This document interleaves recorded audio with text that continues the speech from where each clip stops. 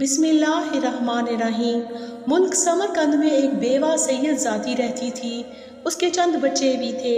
ایک دن وہ اپنے بھوکے بچوں کو لے کر ایک رئیس آدمی کے پاس پہنچی اور کہا، میں سید زادی ہوں، میرے بچے بھوکے ہیں، انہیں کھانا کھلاؤ۔ وہ رئیس آدمی جو دولت کے نشے میں مخمور اور برائے نام مسلمان تھا، کہنے لگا، تم اگر واقعی سید زادی ہو تو کوئی دلیل پیش کرو۔ سید زادی بولی، میں ایک غریب بیوہ ہوں، زبان پر اعتبار کرو کہ سید زادی ہوں، اور دلیل کیا پیش کروں؟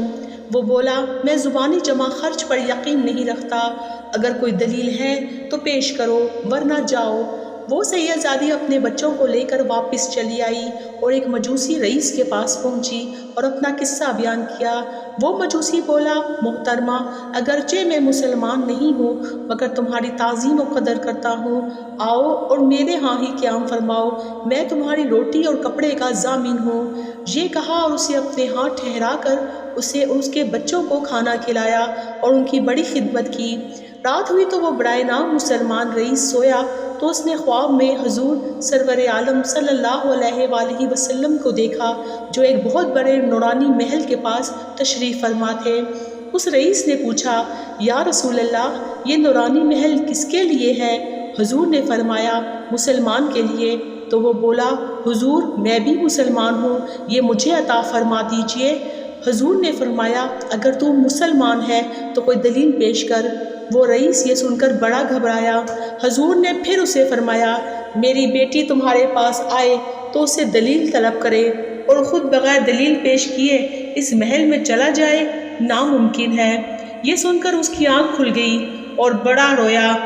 پھر اس سید زادی کی تلاش میں نکلا تو اسے پتہ چلا کہ وہ فلاں مجوسی کے گھر قیام پذیر ہے۔